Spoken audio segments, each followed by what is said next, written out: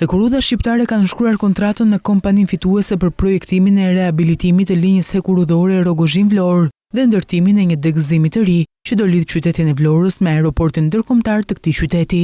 Fituesja e tenderit ishte kompania austriake ILF Consulting Engineers Austria, e cila ofroi një çmim prej 78.81 milion lek PATVSH për hartimin e projektit DES, teksa kontrata përfundimtare ka një vlerë prej 94.57 milion lek, duke përfshirë edhe TVSH-n. Procedura e prokurimit me një fond limit prej 95 milion lekësh u hap në dhjetor të vitit të kaluar.